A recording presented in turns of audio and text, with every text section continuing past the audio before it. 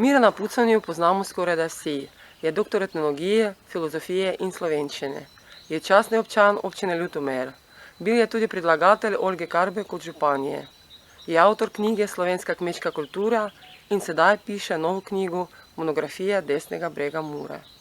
Pozdravljeni, Miran. Tudi vi lepo pozdravljeni. V prvem valu korone ste polnili časopise s svojo zgodbo. Vsi vemo, da ste doživeli hudo nesrečo in potem ste se še v bolnici okužili s COVID-19. Povejte kaj o tem. Poglejte, ravno teče obletnica tega dogodka. Pa gremo tako kratek prolog temu dogodku. 30. marec, 6:45 zjutraj. Stopim prostorejo, vemo česa. To je prostor 100 kvadratnih metrov, prostorstva 2, Bik in jaz.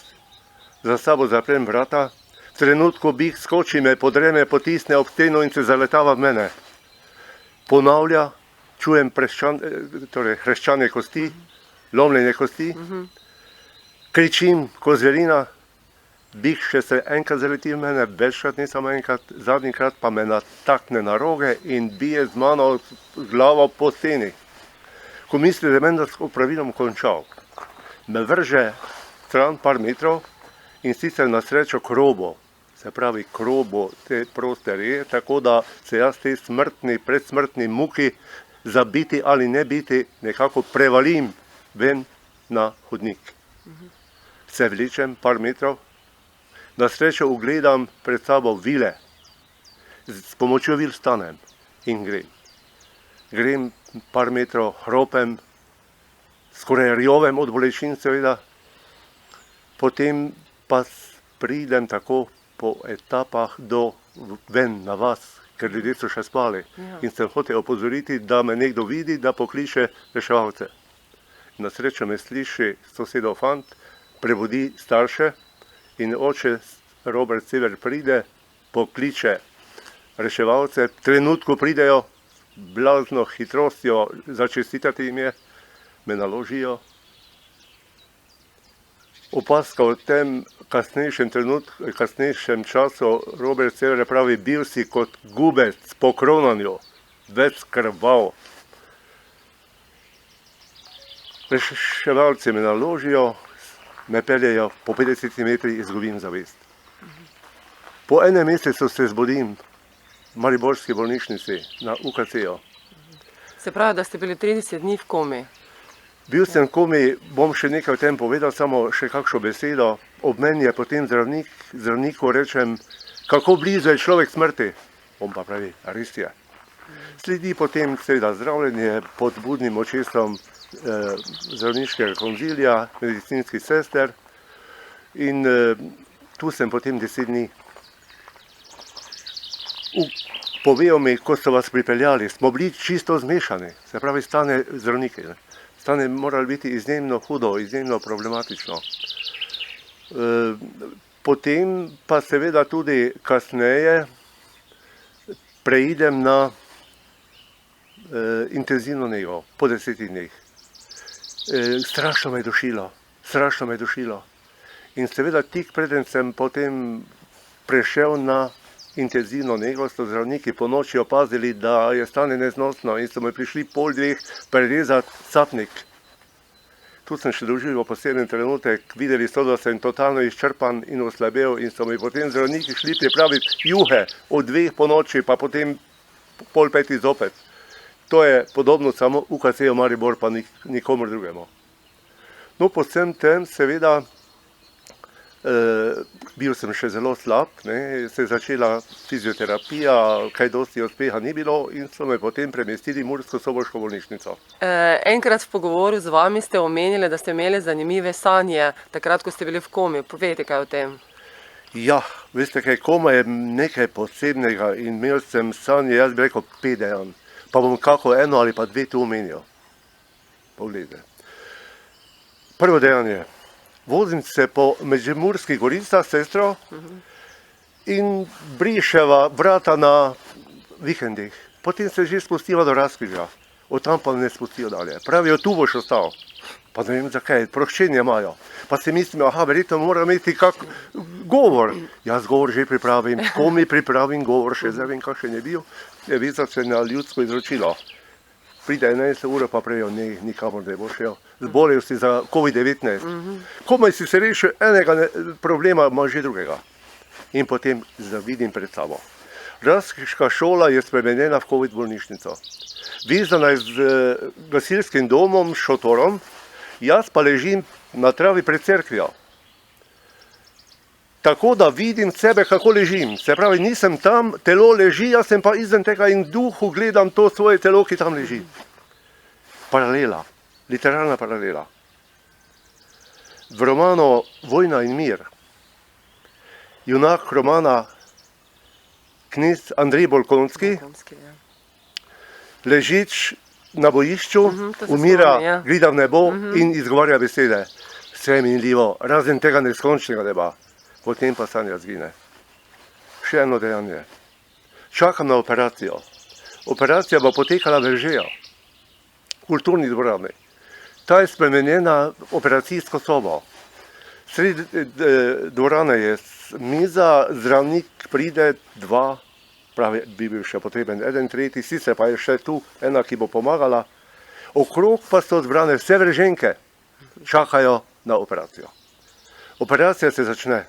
On odpre medenico, ki je bila polomljena. Takrat nisem vedel, v kom je medenica polomljena, v kom sem vedel, da je medenica polomljena. To mi je bilo povedano.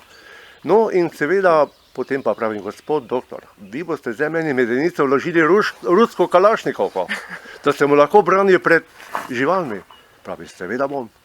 On odpre medenico, vlaga rusko kalašnikovko, bila je tam poleg. Verženke pa planejo, ne, to pa ni pravno zakonito.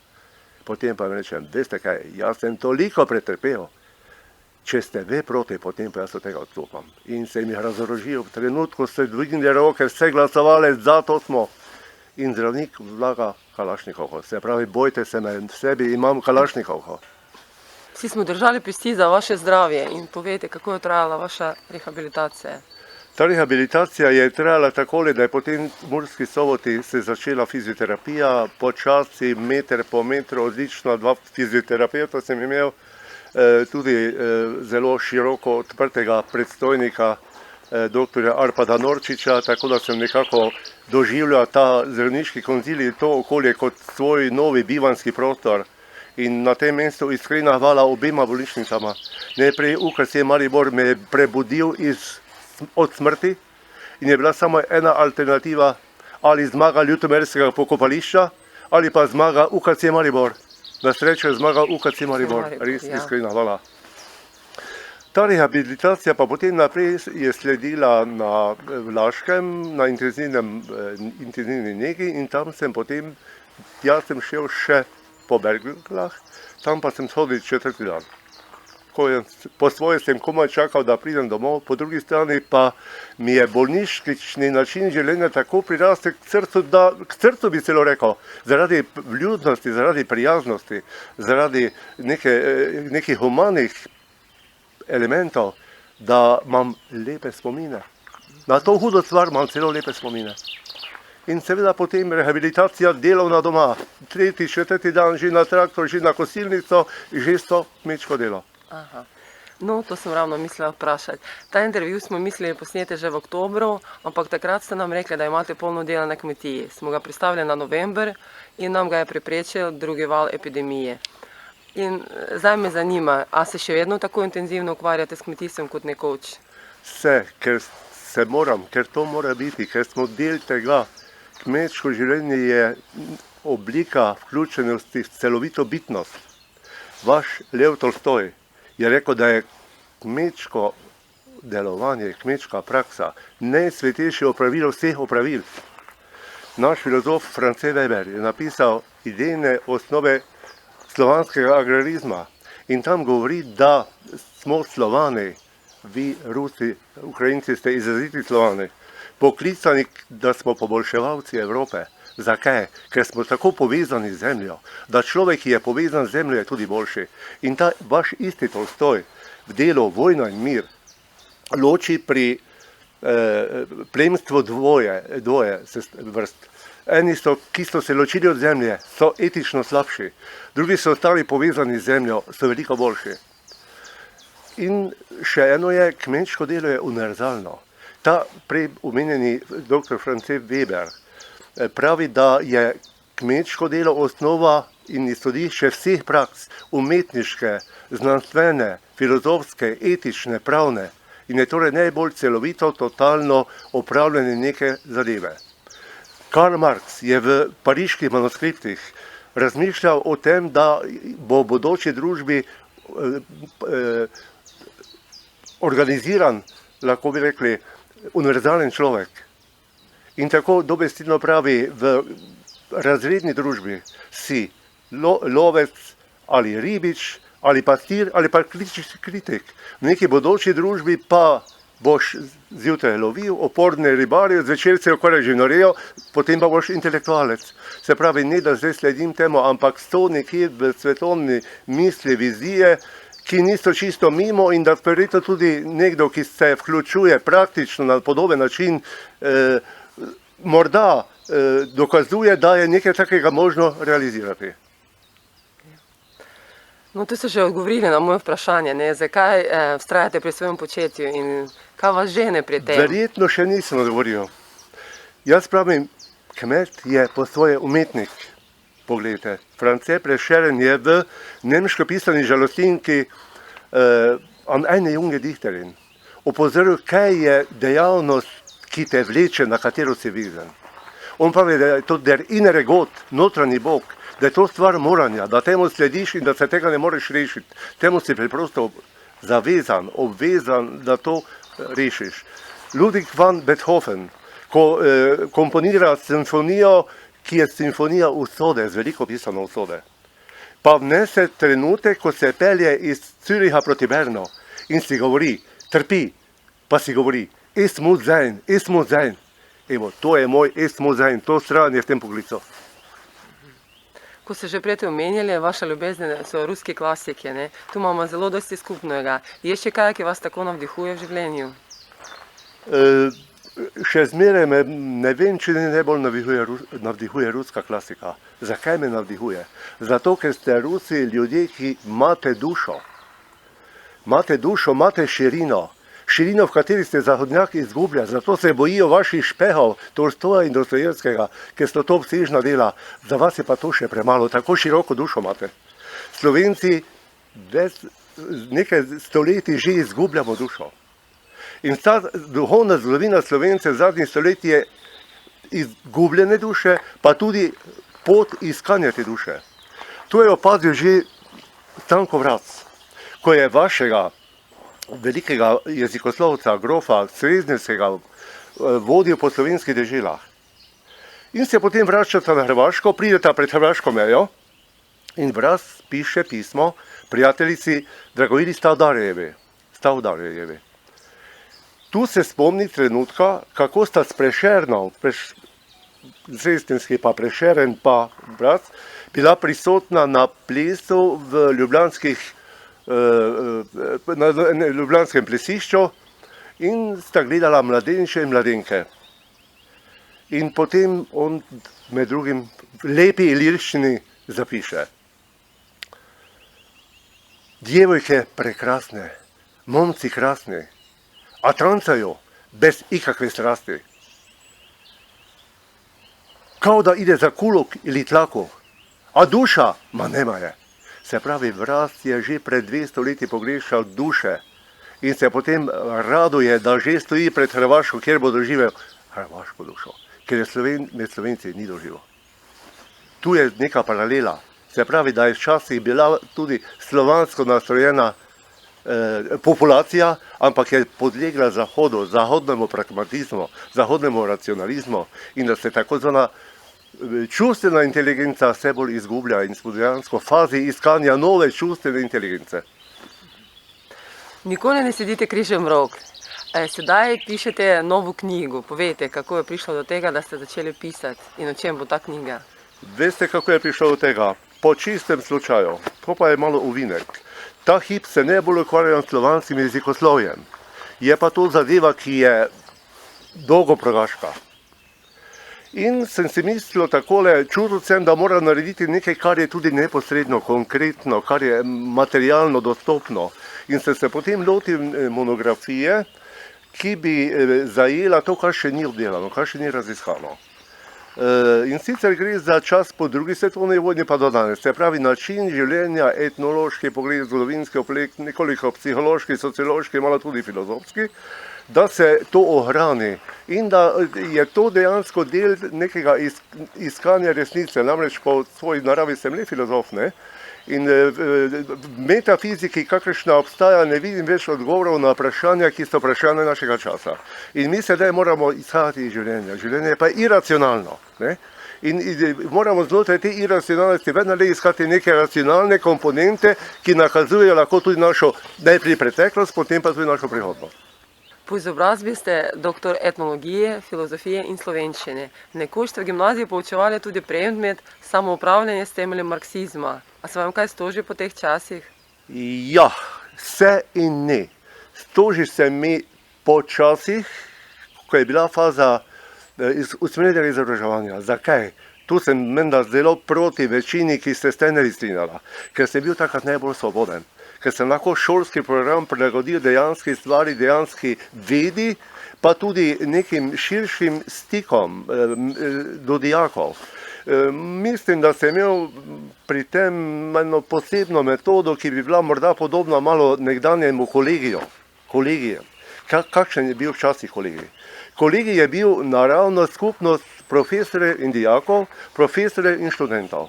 In to je bila taka čudovita simbioza zaupanja, kjer je bilo tisto, kar sem prej omenil, gojena tako racionalna inteligenca, kot tudi emocionalna inteligenca. To smo seveda danes nekako izgubili in prav to, rekel bi, usmerjeno izobraževanje mi je potem to dalo. Vi pa ste me vprašali za temelje marksizma. Poglejte, prvo, kar je bilo, moram reči sledeče, mene šola včasih ni vlekla. Sem rekel, ne na šolo pa ne grem, zakaj pa ne? Zato, ker sem imel sebi žilico po raziskovanju. In se mi je zdelo, oprostite, malo bo to žalitev, kaj bom rekel, škoda časa.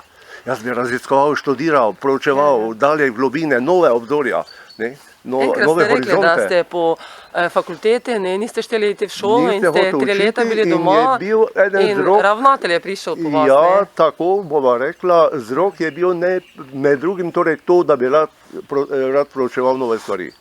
Drugo pa je bilo idejne narave.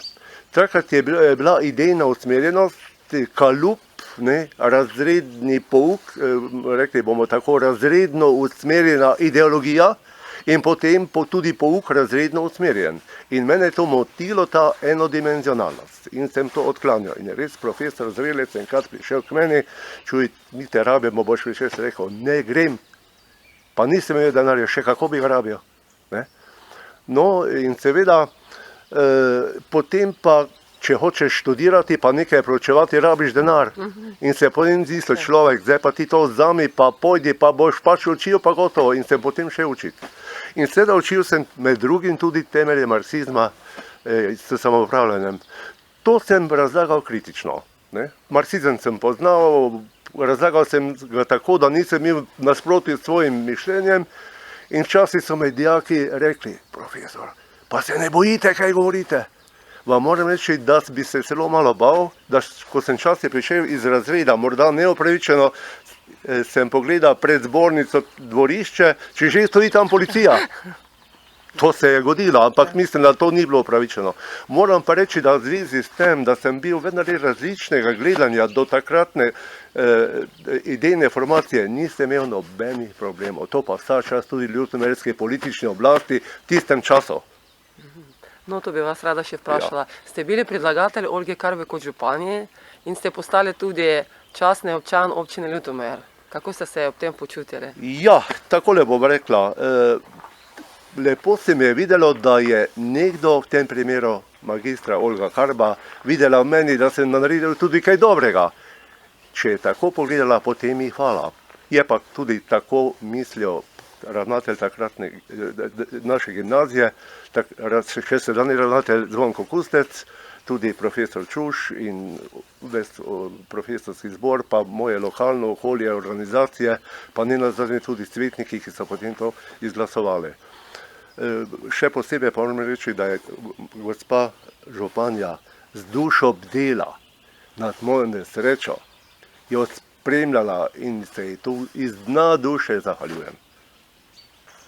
No, povejte še, za ta intervju ste izbrali ta kraj. Povejte, zakaj. Ja, tu pa imamo nekaj skupnega. To, kar je vam Dneper, to je nam Mura. Vaš Dneper veže levi in desni breg, levo brežni, rusko usmerjeni in desno brežni, zahodno usmerjeni.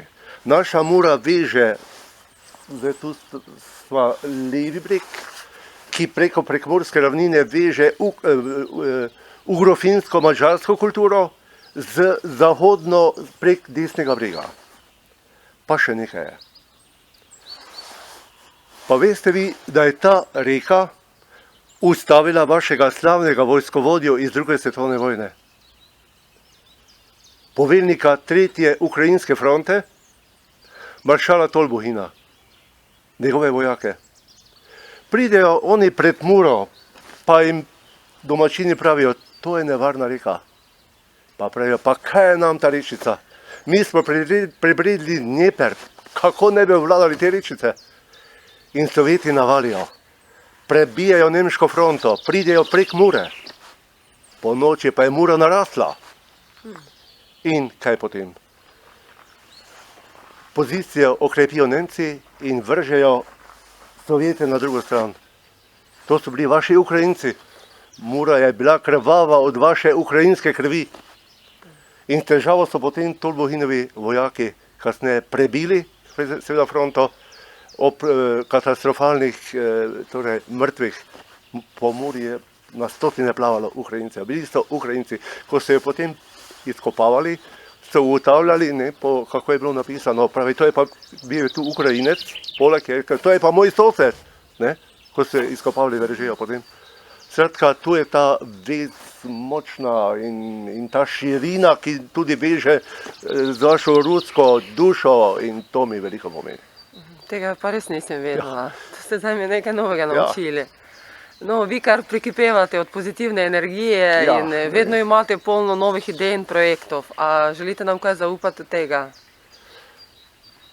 Takole, lahko zaupam. Rekel sem že prej, da me ta hip najbolj boli, kot rečemo, to pomeni segreva, ta slovanska filologija, slovansko jezikoslovje.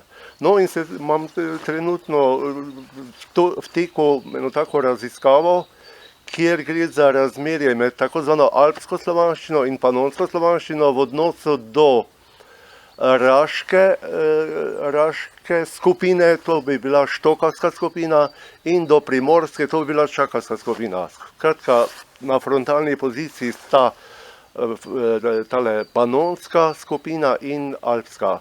No in pri tem ugotavljam ravno za slovenski severovzhod in za Belo krajino, da gre za razvojni kontinuum panonske skupine, panonske slovanske skupine na področju severovzhodne Slovenije, da v prvi fazi, da pa potem v drugi fazi, nekje od 15. stoletja dalje, gre zopet za močan kontinuum iz alpske skupine na to področje, ki deloma sega celo na hrvaško področje. Tako da to je v bistvu že proučeno, to me se zdaj ogreva. Še bolj pa me ogreva izvori tega prebivalstva. Zdaj iz tega jezika se da nekaj že sklepati, odkot so ti ljudje prišli, ali ne. Arheologija nam tukaj dosti zaenkrat še ne more pomagati, ker je bilo premalo izkopavanj. Še bolj pa me mučijo tako zvana krajevna imena nacij, ki so značilna samo za Prlekijo, tudi Međimurje, tam so tudi Ojkonima, potem pa vzhodna Slavonija in južna Poljska. Ali je zdaj tu neka medsebojna zveza? Imamo neke jezikovne elemente, ki jih danes najdemo celo še na področju štokavske Slavonije, kar dokazuje, da je panonska kultura včasih segala tudi tja. No in to so taki vzgibi, ki me močno tirajo. Potem pa seveda želim si vsestranskega ustvarjalnega zagona, bi rekel zopet tiste širine, pa tudi globine, da bomo malo tudi dušo poglabljali, da ne bomo šli samo v horizontalo, da bomo šli tudi vertikalo in da bomo iz tega naredili torej neki vektor, neki vektor bi iz tega izpeljali, ki bi potem bil del naše psihe, naše sestavine, pa del tudi našega pogleda na svet. Zelo lepo ste povedali. Kaj pa zdaj tu mislite, pokrajine pri nas, kako se tu deli? Naprimer Pomurje, Podravje, zdaj kako se tu nekako vse in pa to reže. To je zdaj malo problematično. Problematično je, ker to dela politika, včasih čisto mimo sikajo, ne. Normalno bi bilo treba upoštevati tudi zgodovinsko izhodišče, pa potem praktično situacijo, kakršna je danes, dejanska komunikacija, ki obstaja. No, jaz sem tu dva pogleda. Tako da je malo delikatno vse skupaj. Poglejte, mi smo zgodovinsko Štajerska. Ta Prlekija, to lahko zdaj povem, ne, Prlekija, to je novi pojem, to je uvedel šele jezikoslovec Ramovš in to tam v začetku 20. stoletja. Prej je to bila Štajerska. No in kasneje, in sporedno s tem, ko je Ramovš to začel razlagati, je nastajal tudi pojem vzhodna Štajerska. In zdaj takole gledano skozi zgodovino, da zdaj smo mi bolj del Slovenske Gorice, bi bili tudi proti Ptuju, tudi Dravsko polje, Ptujsko polje. Ampak po drugi svetovni vojni je prišlo do spremembe. Bila je dilema, ali bo bodoči okraj, to je okraj v takratni Jugoslaviji, v Murski Soboti ali pa v Ljutomeru. In tu so seveda se zelo sklicevali na to, da naj bo Ljubljana, pa tudi prekmurski intelektualci, naj bo okraj v Murski Soboti, da bo na ta način vezal še ostalo Slovenijo nase, oziroma da bo Prekmurje vezano na ostalo Slovenijo. Nekaj tega bo držalo. Drugi faktor je pa v tem, da je Ljubljano motilo tako zvano kulaštvo Murskega polja. Kulaštvo, se pravi, tu so bili takrat močni kmetje in po drugi svetovni vojski so se bali kmetov, češ da je to kapitalistični element in da je treba udariti te po glavi. In ravno, to je pa drugi del, ki tudi drži, ravno s tem, ko so preselili okraj v Mursko Soboto, so v bistvu zavrli razvoj desnega brega Mure. Odslej se je vse gradilo v Murski Soboti, denar je šel v Mursko Soboto, vse bolj smo bili podrejeni tudi organizacijsko Murski Soboti in smo izgubljali tisto svojo zgodovinsko vlogo, ki smo imeli skozi 1000 let pravzaprav. In to je za naše območje velik minus. Zdaj pa potem tretja varianta, zdaj pa smo že tako prežeti, tako smo prežeti eni pa drugi, da dejansko gre že za neko kohezivno simbiozo med levim in desnim bregom. In bi se zdaj že s težavo odločil, da bi mi zopet šli nazaj proti Ptuju, pa nazaj proti Dravskemu polju, pa Ptujskemu polju in bi tam naredili neki sedež in potem, da bi iz tega nastala neka posebna regija. Tako da zgleda, da je zdaj že tako daleč vse skupaj asimilacija, bi jaz rekel temu, razvita, da skoraj nam drugo ne preostane, kot da sprejmemo to pomursko regijo. Ja, ampak te ne bi, zdaj, ki ste rekli, nekaj se vse šlo v Mursko pa razvijalo tam, zdaj, če da tu Pomurje regija, ne bi to isto zdaj bilo vse, da pa šlo v Mursko, vse da šlo in da desni breg osta čisto. Točno tako. S tem, ko bo Murski Soboti očitno zdaj center te regije, se bo ta razlika še bolj stopnjevala. Vse bo šlo tja, se pravi, še bolj bomo rekli zapostavljeni. To je že takole, že prihaja pozdravi, kot da je že nekdo na čelo celega Pomurja in že govori, kot da je oblastnik celega Pomurja. Pa tudi, da recimo nas nazivajo zdaj, ko smo mi Pomurci, to se vam zdi, je to primeren izraz? Pomurci mi ne gre skupaj. Ne.